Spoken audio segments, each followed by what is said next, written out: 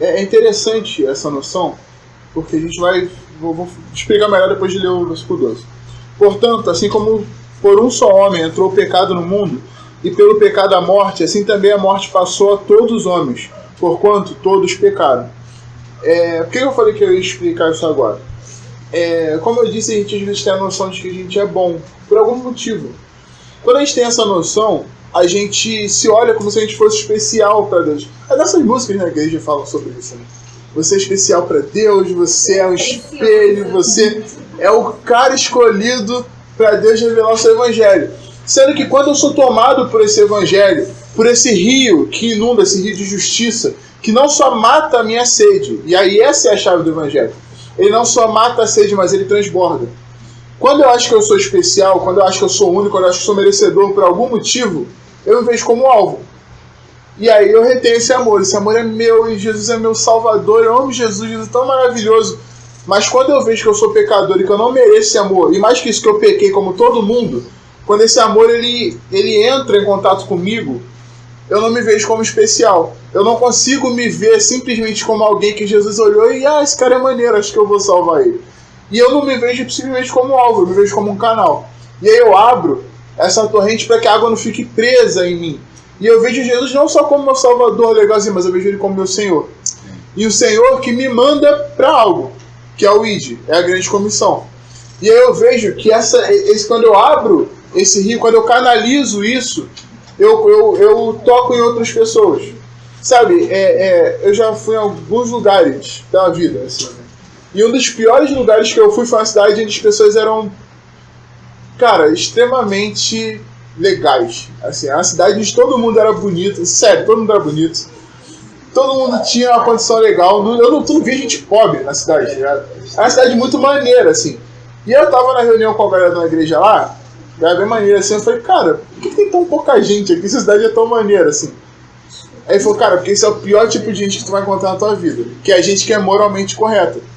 Que o cara consegue encontrar Cristo como Salvador. E todo mundo é simpatizante do Evangelho. Todo mundo se topava assim. Tipo, o Evangelho, pô, Jesus é legal e tal. Mas quando chegar na parte de Jesus ser Senhor, as pessoas tinham uma resistência naquilo ali. E cara, depois que eu comecei a pensar sobre isso, lendo esse versículo 12 aqui, cara, quando você perde a noção de que todo mundo pecou e você se equaliza pela moralidade, você equipara com outro pela moralidade, onde tipo, se um é moralmente melhor, ele é melhor na sociedade e como um todo, até espiritualmente, porque muitas vezes esse evangelho que a gente tem pregado é um evangelho moralizante. Onde, tipo, eu faço XYZ, eu vou para um lugar, eu deixo de fazer XYZ, eu troco de roupa e tá show. Minha moral tá maneira, eu tô bem com Deus, tá tudo certo. Quando não é isso, cara. O evangelho se trata sobre morte e vida. É sobre eu que estava morto, eu que sou mal, sou ruim, recebo uma graça que eu não merecia, recebo um amor que eu não merecia, que não cabe em mim. E eu compartilho isso. Sabe?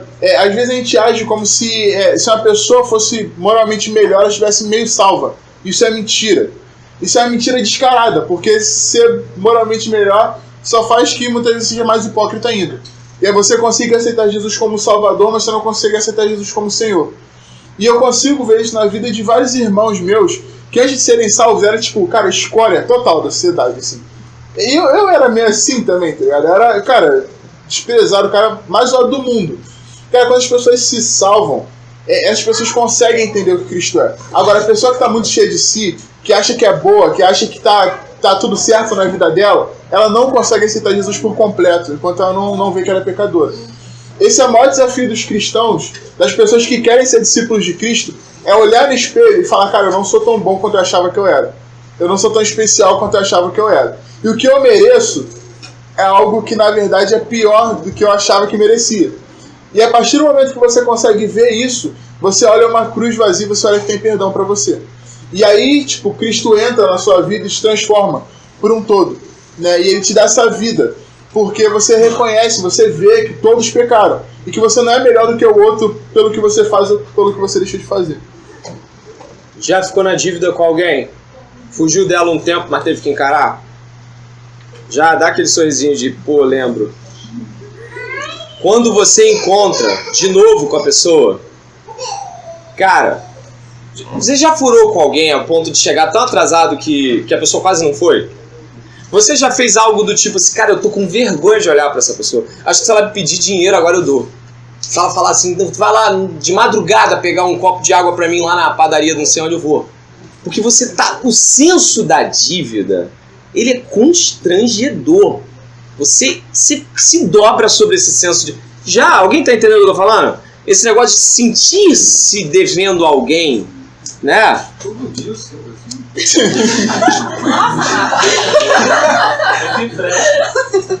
Dá um dinheiro pra ele. Marcos, eu me lembro quando eu era pequeno e passamos uma grave crise econômica na década de 80. Foi uma crise ligada ao governo Sarney. E aqui só quem estuda essas coisas vai entender. Tu é de que época? Tu é mais velho que eu? Não sei, né? Ih, então tu não vai lembrar não, irmão. O Sarney deixou todo mundo sem comida. O Sarney não tinha carne, não tinha nada. Aí, também deixou sem emprego. E aí meu pai estava desempregado e pediu na padaria, fiado, expectativa de que recebesse na outra semana. Não recebeu. Cara, a gente tinha que dar várias voltas no quarteirão para não pegar aquela padaria. Eu vou te falar uma coisa, era horrível. Porque você... Eu lembro assim que, não, vamos fazer assim. E ele nem tocava no som. Não, mas pai, é só fazer... Não. No dia em que ele veio com dinheiro... Tá aqui, ó. Toma. Cara, foi um livramento a gente poder fazer a curva certa. O que eu quero dizer, eu acho que o David está falando, a gente não tem como não olhar para Deus como eu devo muito. Quando você olha para alguém devendo muito, você se inclina. Você não tem voz alta, arrogante para dar. Você não peita ninguém a qual você está devendo, peita? Não. Quando você está devendo alguma coisa a alguém, ou você evita, o que para Deus não seria aconselhável, eu acho que para ninguém, a gente tem que encarar o desafio, mas ou você evita, ou você se inclina e fala, como é que eu posso fazer para reparar isso? Como é que eu posso caminhar para não ter que olhar para você assim com esse senso vergonhoso de... Eu acho que quando Cristo nos perdoa, ele faz algo espetacular. Porque primeiro ele não nos cobra isso como se nós tivéssemos como pagar. Não é verdade? Temos como pagar? Não temos como pagar. Mas ele também não deixa que a gente se esqueça disso. Porque quando a gente se esquece, sobe de novo. Né? Verso 12 vai dizer que por um só entrou o pecado no mundo. E eu queria salientar a questão de Adão. Algumas pessoas teimam em dizer que o Gênesis 1 e 2 é literal, outros dizem que não é. Bom, eu não quero entrar nesse mérito e demérito aqui não. Porque eu sei que pode ter irmãos aqui que são partidários de percepções aleatórias ou mesmo convergentes ou divergentes. Mas eu gostaria de pensar em termos de Adão aqui, de que aqui me parece ser um homem. E a gente entende que Adão não era nome próprio, mas é nome de raça humana, mas por causa de a ofensa foi cometida de tal forma que, olha só, o verso 14.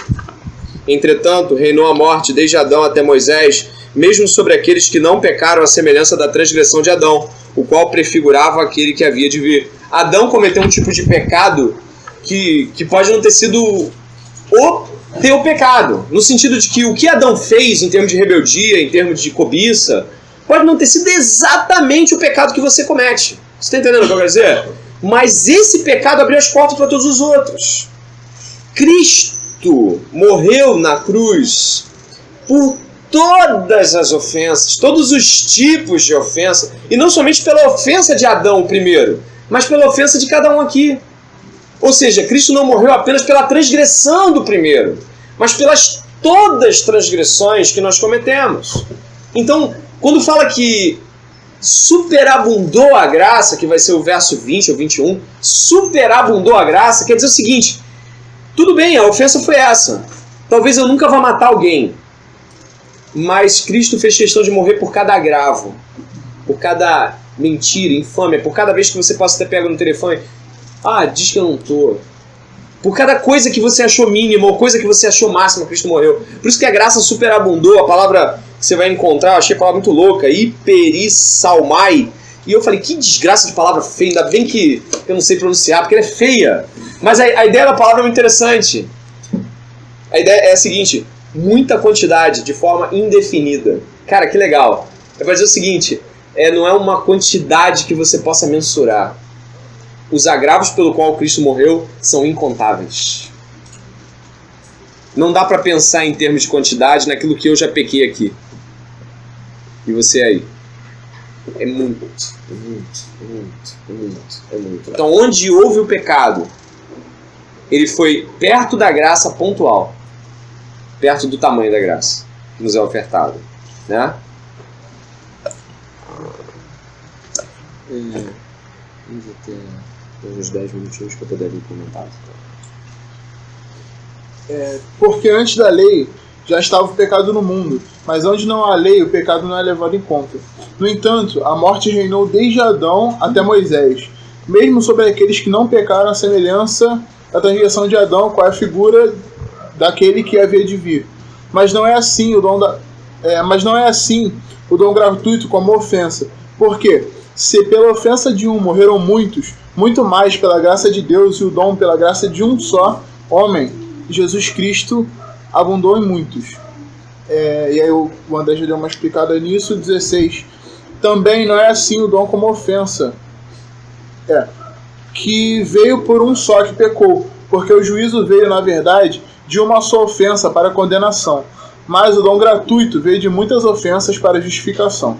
Porque se pela ofensa de um só a morte veio a reinar por esse, muito mais os que recebem a abundância da graça e do dom da justiça, e reinarão em vida por um só, Jesus Cristo. Aqui, Paulo está mostrando como o sacrifício de Cristo, de fato, é suficiente para perdoar tudo e principalmente para poder derrotar a morte. A gente estava, antes de começar com a Minical, conjecturando um pouco sobre algumas paradas nesse sentido. Nas teorias meio malucas, assim, sobre a morte, queda e sobre saúde do homem, um monte de coisa do tipo. Mas mais até do que a saúde física, do que a morte física. O reinado da morte que estávamos era o reinado da segunda morte. Era o reinado de morrer e não poder mais ter acesso à vida que Deus tinha para nós. Através do pecado do homem, o homem rompe esse elo com Deus. Sabe aquela história que a gente ouve na escola dominical, de que tinha homem e Deus, e que o pecado quebrou a ponte e tal? E Cristo veio não para construir uma nova ponte, mas para ser essa nova ponte e matar a morte de vez. Ele se torna Senhor sobre a vida e sobre a morte. E ser cristão passa por reconhecer isso. Reconhecer de que Ele é Senhor não somente sobre a sua morte, no sentido de te dar um acesso ao céu, a uma vida eterna, uma vida do lado do Pai novamente. O perdão humano seria, como a gente comentou, você pega alguém que cometeu um pecado, cometeu uma transgressão, um crime contra você, te ofendeu de alguma forma, e não, estamos perdoados. Aí aquele velho ditado, eu perdoo, mas não esqueça. Aí a pessoa vai lá ver a tua vida e tu vive a tua vida aqui. Mas Cristo é tão mais perfeito que a gente, que além de simplesmente perdoar, Ele te pega para ser filho dele. E isso é uma graça que não dá nem para imaginar, não dá para mensurar o tamanho disso. Ele pega aqueles que o Pai, porque às vezes a gente fala sobre Cristo, a gente esquece de falar sobre o Pai. E aí parece que Cristo é o bonzão e o Pai é o cara que joga ele em todo mundo, o cara ruim da parada. Mas o Pai é tão maravilhoso que Ele pega aqueles que não só tinham pecado contra Ele, mas que mataram o seu Filho, e faz através do sangue do seu Filho com que essas pessoas que eram transgressores sejam filhos agora também. E chama essas pessoas para poder viver com Ele pela eternidade, se alimentando da luz dele, se alimentando da graça dele pelo resto da eternidade. É muito interessante a gente pensar isso, nesse amor que extrapola tudo, extrapola todos. Porque através, como Paulo disse, de um homem, o pecado entra, através de um homem só, o pecado de todas as pessoas, ele é perdoado. E essas pessoas têm reconciliação plena com Deus, com o Pai, na verdade. E a palavra morte, ela aparece dezenas de vezes no livro de Romanos. Aqui no capítulo não dá nem para contar quantas, assim, dá para contar no termo assim, muitas vezes aparece a palavra morte. Paulo vai citar isso, onde está a morte, o teu aguilhão. Paulo vai falar que o salário do pecado é o quê? Romanos 6:33, o salário do 6:23 ou 33, um dos dois. É a morte, que todos pecaram e destituídos foram da glória de Deus. Vai falar também em 1 Coríntios 15:22, que em Adão todos pecamos. Onde queremos chegar? A morte foi vencida. Tem um, não sei se é um sermão ou se é um livro que eu li uma vez, do John Owen, A Morte da Morte, a Morte da Cruz, o suicídio do diabo.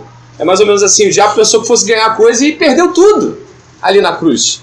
Então hoje nós podemos celebrar de que a morte não mais prefigura a inexistência. Hoje eu estava com uma turminha de 8º ano e eu perguntei para eles se já tinham pensado sobre morte.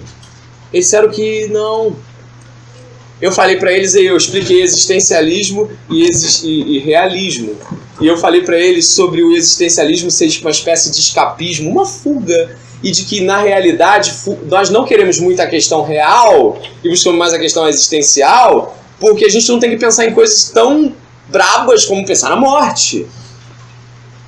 Nós nos pegamos mais evitando a morte do que nos preparando para ela. Portanto, hoje aqui, nós podemos nos preparar para a morte incrivelmente com alegria. Incrivelmente, nós podemos pensar na morte como algo a qual vamos encontrar um dia, mas que não tem mais poder sobre os filhos de Deus. Onde está a morte, Oteu Aguilhão? Não falou do diabo, mas falou da morte. Nós precisamos hoje celebrar a vida, porque Cristo, o autor da vida, deu a sua vida e se permitiu morrer para tomar a morte para si. E agora, eu fico pensativo aqui se quando a gente canta Jesus, a gente não devia cantar e ter em mente, eu estou falando com alguns irmãos assim, irmão, quando cantar, tenha em mente para quem, por quem e o que está cantando. Não apenas pegue que nem uma música da rádio, mas pense, cara, quando você está pensando. Eu tenho uma canção muito antiga que eu gosto muito, que é Rude Cruz. Ela tem um outro nome, acho que é outro título, mas quando fala Rude Cruz erigiu, e eu falo, caramba! E eu entro no Calvário, velho. Quando eu vou ver, eu tô no Gólgota lá, porque eu tô pensando naquilo, eu tô pensando em Cristo e tô tentando pensar como Ele pensou. Eu tô indo, mas olha quanta gente vai viver por intermédio do que eu tô fazendo. E sabe, Ele viu a sua dolorosa morte e se alegrou com os frutos que o Pai lhe daria através de sua morte. Sabe, irmãos? Isso aqui não é o fim das coisas. Essa sala ou a sua casa, aqui não é a pátria. Aqui não é o fim. Nós precisamos ser uma comunidade, aqui cada um representando sua igreja, comunidade vibrante e alegre. Nós precisamos nos alegrar. Vou repetir. Nós precisamos nos alegrar. Somos salvos e vencemos a morte em Cristo. Isso tem de dar alegria. Isso tem que ser pensado e alegrado dentro do meu coração. Quando eu sou um cristão que vou arrastado para a igreja, que volto arrastado para a igreja, que eu estou na comunidade com os irmãos, eu estou arrastado. Eu estou cantando, eu estou mexendo com a boca arrastadamente. Eu estou abençoando com dinheiro, eu estou arrastado. Tudo eu estou arrastado. Será que eu entendi? Eu entendi? Não, eu não entendi. Eu estou com um problema muito sério. Ou eu ainda não fui salvo. Né? Nós precisamos ter essa consciência de alegria. Nos alegremos. Né? André. Pode falar, mas fiquei até com medo agora do que aconteceria. Fala, meu irmão. Se alegrar, apesar das circunstâncias não estarem favoráveis aí. Eu tô sentindo que a gente vai ter que conversar com o Marco, ele tá passando por algum problema. Sentiu que ele falou a circunstância 4 vezes hoje já. A gente vive uma sociedade que celebra a vida, mas não tem lastro para isso. Onde o ser humano não tem o porquê se alegrar ou passar numa TV, olha a natureza, olha isso. Uma sociedade que não tem base, não tem fundamento. Nós somos uma sociedade celestial que tem base para estar feliz. Tem base para celebrar a própria vida no Deus, né? Em Deus. E a gente tem que demonstrar isso, que existe esperança. Que existe esperança para o fim do ser humano. O fim não é o cemitério. E a gente tem que mostrar que essa esperança não se fundamenta em nada aqui. No sentido de eu ter uma carreira fabulosa, ou eu ter o status, ou eu ser o que for, mas mostrar que Cristo é o fundamento dessa minha alegria e que Ele é a esperança para a vida. E eu acho que isso é difícil para muita gente, porque Cristo ele demonstra claramente a vida dele como o fundamento básico de tudo. Então, a gente tem que apontar para Ele, porque às vezes o cristianismo aponta para coisas materiais. Tipo, você está feliz ali, passou um emprego, um concurso, glória a Deus, e Deus é glorificado nisso. Eu creio que não, porque Deus é glorificado quando Cristo é a base da nossa alegria e da glória ao Pai. As orações que a gente faz no final do culto. Senhor, livra ele da bala perdida, do homem mau, do chupacabra, do homem sanguinário, do diabo que solta. E aí parece que isso tudo pode realmente causar um impacto a ponto da gente, sei lá, viver uma vida medíocre depois que o chupacabra, que o matador... E fora aqueles caras que também ficam tentando livrar a gente de demônio. Tem gente que sabe muito o nome de demônio, tranca a rua, não sei o que, né? Irmãos, ninguém pode nos tocar no sentido de que Lutero dizia que o diabo é o diabo de Deus, né? Que Deus está com o diabo lá nas mãos. Mas o que eu queria pensar aqui, e vou pedir para o David finalizar aí com aquilo que ele quiser fazer de consideração final. Irmãos, nós estamos hoje aqui celebrando a justificação em Deus. Se você não é salvo, você não tem do que se alegrar. Você não tem. Você pode estar bem, estar com dinheiro, mas se você não tem Jesus Cristo, você não foi salvo. Eu não consigo ver hoje, como o Marcos falou, você se alegrando porque não há motivo. Mas Jesus te convida hoje. Te convida hoje a uma vida realmente vivida. Uma vida de alguém que não vai morrer nunca mais, mesmo que prove a morte física. É sobre isso que nos gloriamos, sobre a vitória do Rei. Né? Nesse reino que a gente está chamando... Cada vez, hoje, no começo da Comunical, eu falei, gente, vamos pra fora, vamos proclamar esse negócio. Vamos proclamar, né, assim, tem até o pastor da Moredinha, né? Pastor da Moredinha. Depois conta as coisas aí, que a gente... Vamos te contar as coisas que ela tá fazendo, só pra depois tu dar aquela aplainada. Mas olha, pense nisso, ó, irmão pastor ali, cada um de nós aqui é convocado para expandir o reino de Deus. Não sai daqui com esse conhecimento e trave-o. Não sai daqui. Eu tava vendo, eu tava preocupado que agora tem Instagram, tem não sei o que, e agora tem o status do WhatsApp para mudar. Irmão, quem é que vai seguir status de WhatsApp, irmão? Eu me desespero porque é mais uma coisa para você fazer para não dar em nada.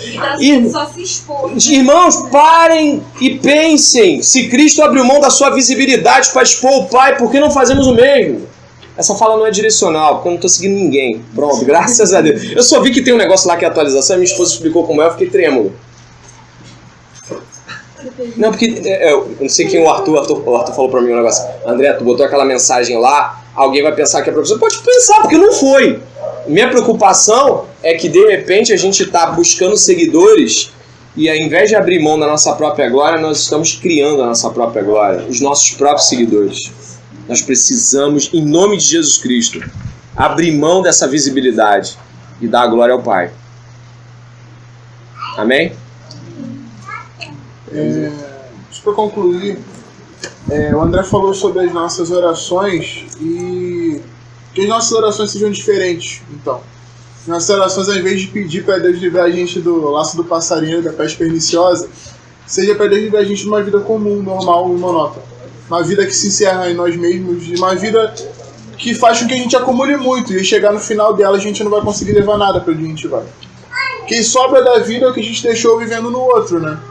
Ou melhor, que a gente plantou no outro, para ser mais cristão. Outro dia eu estava vendo a pregação de John Piper, eu fiquei muito... Cara, eu fiquei morrendo por dentro, só de cogitar o John Piper falando sobre morte. Eu falei, cara, esse cara não pode morrer, John Piper não pode morrer. Sei lá, cara, eu que sou ruimzão no morro, o cara tá falando morrer.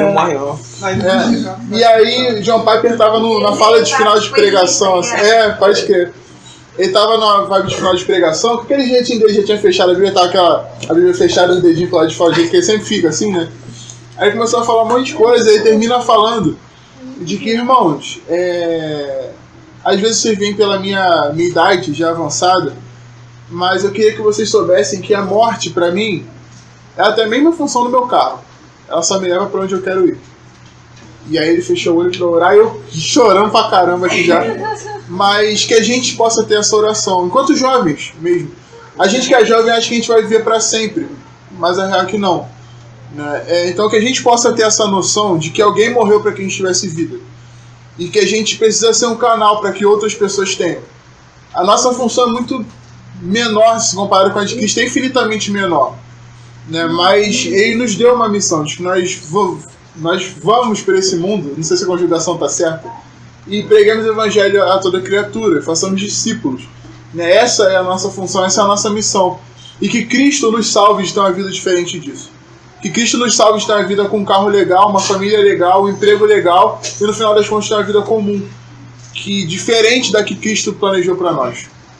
Que nós nos contentemos e tenhamos alegria com essa vida que Cristo dá pra gente, com essa vida pela qual Cristo nos chama, com a promessa para a qual Cristo nos convoca a alcançarmos. Irmãos, a gente tem o costume aqui de compartilhar no final da Cominical aquilo que Deus falou com você, chamou a tua atenção. Então, se puder levantar a mão e dar um breve comentário sobre algo que chamou atenção, algo que aconteceu, que Deus falou aqui hoje.